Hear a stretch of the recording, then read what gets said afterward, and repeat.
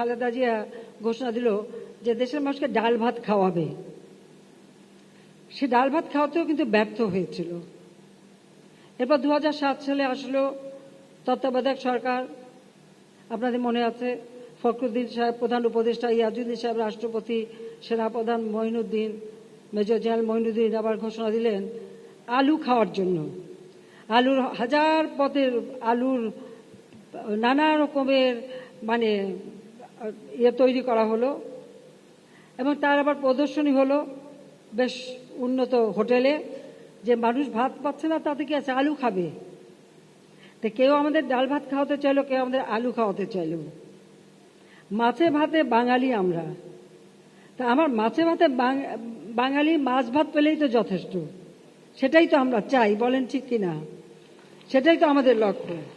কাজে আমরা সেদিকেই দৃষ্টি দিয়েছি। এখন অন্তত বলতে পারি মাছ ভাতের অভাবটা নাই, ডাল ভাতের অভাব নাই। তবে মানুষের চাহিদা এখন মাংস, আরো বড় বড় মাছ সবকিছু খাবে। আমাদের দেশে প্রতিদিনই পশু জবাই হয়, কিন্তু আমি বলবো সেটা খুব স্বাস্থ্যসম্মতভাবে করা হয় না। সেই ক্ষেত্রে আমার অনুরোধ থাকবে, আমাদের মন্ত্রণালয় তো আছেই, তাছাড়া যারা আপনারা বেসরকারি মানে খামারি আছেন, কারণ আমরা বেসরকারি খাতকেই বেশি উৎসাহিত করতে চাই, তাদেরকেই আমরা বেশি সুবিধা দিতে চাই, কারণ এগুলি সব সরকারিভাবে হয় না, এটা বেসরকারিভাবে, তাতে কর্মসংস্থান সৃষ্টি হয়। আমাদের যুব সমাজ, শিক্ষিত যুব সমাজ এগিয়ে আসুক, সেটাই আমরা চাই। সেই ক্ষেত্রে যেমন একটা পশু জবাই দিতে হলে সেটাকে জবাই দেওয়ার তার ছুরি কাঁচি যা প্রয়োজন হয়, কোনোটা জং ধরা, কোনোটা খারাপ, সেগুলি যেন না থাকে। আবার কাটার সময় কীভাবে কাটতে হবে সেই নিয়মটা রক্ষা করা, যাতে পশুর চামড়াটা যেন নষ্ট না হয়। কারণ এই পশুর চামড়ার কিন্তু অনেক দাম। আমরা চামড়া রপ্তানি করি, চামড়াজাত পণ্য রপ্তানি করি, আমাদের দেশের কাজেও লাগে।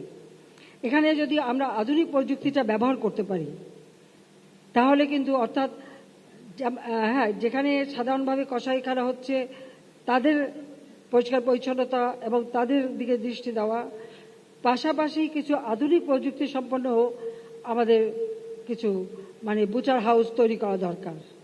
আর বিশেষ করে কোরবানির সময় এই যে রাস্তাঘাটে যেখানে সেখানে ফেলে কোরবানি করাটা, এটা আমাদের বন্ধ করতে হবে।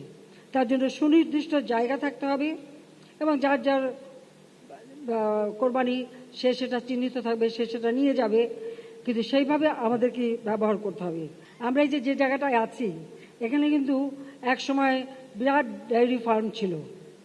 ডেয়ারি ফার্মের সাথে সাথে কিন্তু এখানে কিন্তু এই পশু চিকিৎসারও ব্যবস্থা ছিল, কিন্তু আইয়ুব খান আমলে এটাকে সেকেন্ড ক্যাপিটাল ঘোষণা দিয়ে এই বিশাল ডেয়ারি ফার্মটাকে নষ্ট করে, পোলট্রি ফার্মটাকে নষ্ট করে।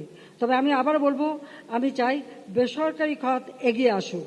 আমি বেসরকারি খাতকেই উদ্যোক্তা হিসেবে দেখতে চাই, সব রকম সহযোগিতা করতে চাই এবং তারা এর ফলে আমার দেশের মানুষের কর্মসংস্থান বাড়ুক, সেটাও আমরা চাই।